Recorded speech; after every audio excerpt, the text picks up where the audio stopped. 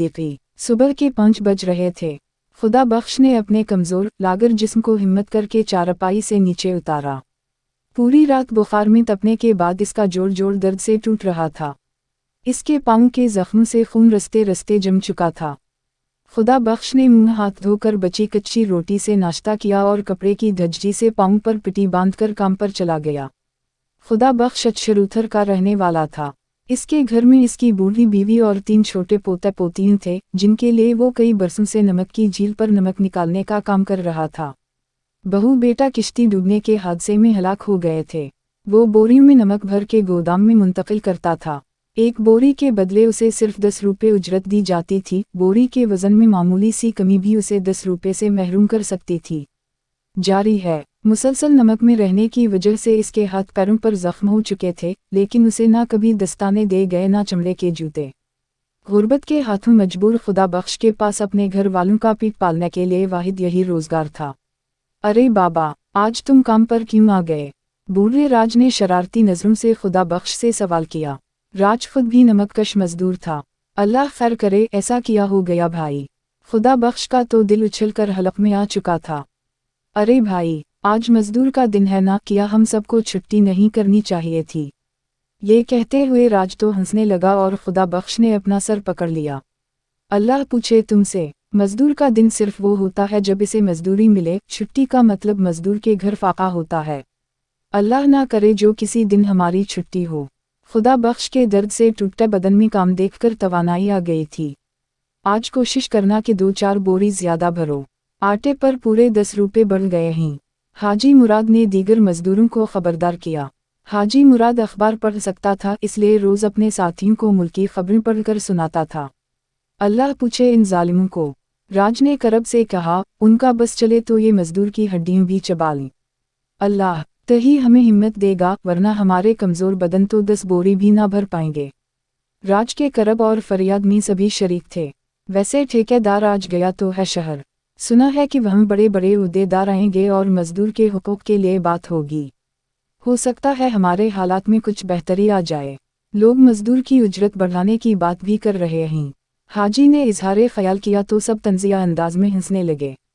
तुम ठीक कहते हो, वहाँ सिर्फ बात होगी। खुदा बख्श अपना फाड़ू एक तरफ रखकर हाजी से मुखातिब हुआ। इसकी आंखों में करब और अजियत वाज़ेह तौर पर देखी जा सकती थी। इसने फिर कहा, बातों से कुछ नहीं होता भाई, काम से होता है जो हम लोग करते हैं। हमारे हाथों की मेहनत का पैसा ठेकेदारों की तजूरी में जाता है और मेहनत कश फाका करता है। हमारा बच्चा बीमारी से मर जाता है और हमें कुछ नहीं मिलता। तुम जानते हो हमारा एक बेटा 5 साल से भट्टे पर ईंटें बना रहा है और आज तक इसका 50,000 का कर्जा नहीं उतरा, क्योंकि मजदूर का कर्जा कभी नहीं घटता। वो मर जाएगा तब भी नहीं उतरेगा। ये लोग अपना महल खड़ा करते हैं, अपनी तजूरियों भरते हैं, लेकिन उनकी प्यास सिर्फ हमारे खून से बचती है। हम और तुम मेहनत ना करें तो ये लोग प्यासे मर जाएं। बात करते हो हुकूक की, उजरत बढ़ने की। जो लोग मजदूर को आटा खरीदने के लायक ना छोड़ें, वो भला मजदूरी बढ़ाएंगे? तो दीदा हो गया है भाई। दीदा, दिन में ख्वाब देखना छोड़ दो। चलो अब अपनी बोरियों भरो। हम काम करेंगे तो हमारे बच्चे रोटी खाएंगे। बातों से मजदूर का चौल्हा नहीं जलता, काम से जलता है। खुदा बख्श दिल का बोझ हल्का करके फिर से काम में जुट गया और दीगर मजदूर भी इसकी तायद में सर हिलाते हुए अपने कूड़े चलाने लगे। शहर में यौम मजदूर की मुनासिबत से मुख्तलिफ मकामात पर कॉन्फ्रेंसों का इनेकाद किया गया था, जिसमें आला अफसरान, साहिबे इख्तियार, छोटे बड़े ताजिर, ठेकेदार, छोटी बड़ी सनतों के मालिकान, जिनमें भट्टा मालिकान भी शामिल थे। उन लोगों के इज्तिमा का मकसद मजदूरों की सहूलत के लिए बनाए गए कागज़ी क़वानीन पर अमल दरामद और उनके हुकूक का तहफ़्फ़ुज़ था। कॉन्फ्रेंस में नमककश, कामकिन और भट्टा मजदूरों के हुकूक से मुताल्लिक़ ख़ुसूसी बहस हुई। बहस में मजदूर से ली जाने वाली जबरी मशक्क़त की सख्त मज़म्मत की गई, नाजायज़ कर्ज़े के ख़िलाफ़ इक़दामात की तजवीज़ पेश की गई। मजदूरों को हिफाजती सामान मुहैया करने की यकीन दहानी कराई गई।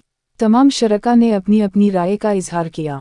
आला अफसरान ने तजावीज़ पर अमल करने की भरपूर यकीन दहानी कराई और शरका को इस बात का पाबंद किया कि वो मजदूरों के हुकूक का एहतराम करेंगे। खाना पूरी का अमल मुकम्मल होने के बाद तक़रीबात के ख़ात्मे पर बहुत सारे मज़ेदार खाने और चाय वग़ैरह पेश की जाती है। खाने पीने के दौरान हंसी मजाक होता है। कोई गरीब मजदूर की बात नहीं करता। पीठ भरते ही अफसरान और शरका अपनी छोटी बड़ी पुरतश गाड़ियों में सवार शहर में मुंतशिर हो गए और उसके साथ ही सारे वादे तजावीज़ हुआमी तहलील हो जाते हैं। फिर ना किसी को मेहनत कशों का करब महसूस हुआ, ना किसी ने मजदूरों के जख्मों की जानिब नज़र डाली, किसी के बेटे के सर पर पड़े नाजायज़ कर्जे की भी किसी को परवाह ना थी। खुदा बख्श ने ठीक कहा था, ऊंची मसंदों पर बैठे साहिबे इख्तियार लोग सिर्फ बातें कर सकते थे। उनका इतना ज़र्फ कहूँ कि ऐसे काम भी कर सकें जिनसे गरीब लोगों के आंसू रुक जाएं। सहरा के दामन में नमक की सफ़ेद झील पर सूरज गुरूब होने ही वाला था। मजदूर खुश थे कि इन्होंने आटा खरीदने के पैसे कमा लिए थे। राज की मजदूरी से 20 रुपये काट लिए गए थे क्योंकि 2 बोरियों का वज़न मामूली सा कम था, लेकिन हाजी ने उसे अपनी मजदूरी के 20 रुपये दे दिए थे। यूं हर मजदूर खुश था कि आज सब अपने घर आटा ले जा सकते थे।